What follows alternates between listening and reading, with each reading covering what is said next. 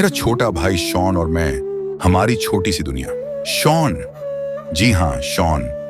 उसका असली नाम शत्रुताप था, पर सब उसे शॉन ही कहते थे। शॉन मेरा छोटा भाई।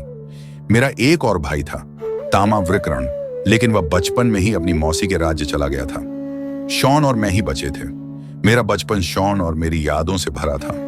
ये दो भोले भाले बच्चों की छोटी सी दुनिया थी, जो चंपा नगरी की शुद्ध हवा में बड़े हो रहे थे और अपनी कल्पनाओं में खोए रहते थे। वहां दिखावटी प्रतिष्ठा का कोई ढोंग नहीं था, न ही कोई ऐसे दुश्मन थे जो स्वार्थवश एक दूसरे को पानी में घूरते हों।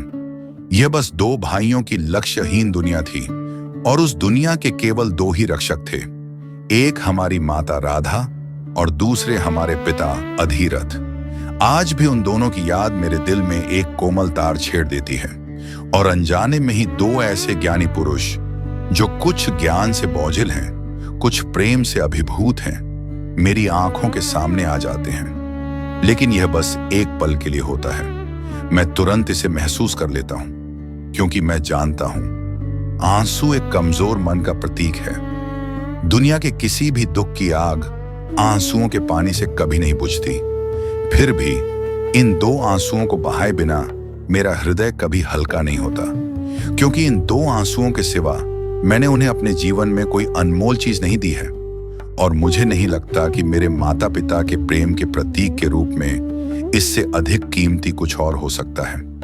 मेरे माता पिता ने मुझसे कभी कुछ अपेक्षा नहीं की। उन्होंने मुझे केवल सच्चा प्रेम दिया, और इसीलिए उनकी याद में मेरी आंखों में केवल दो आंसू हैं, जो कुछ कृतज्ञता से भरे हैं, कुछ प्रेम से अभिभूत हैं। यह कहानी केवल कर्ण की नहीं है, ये हर उस इंसान की है जिसे दुनिया ने कभी पूरी तरह समझा नहीं। कर्ण की लड़ाई को और अधिक विस्तार से समझने के लिए कृपया इस पेज को सब्सक्राइब करें और बेल आइकन दबाएं, ताकि अगला वीडियो आपको कर्ण की आवाज में मिले।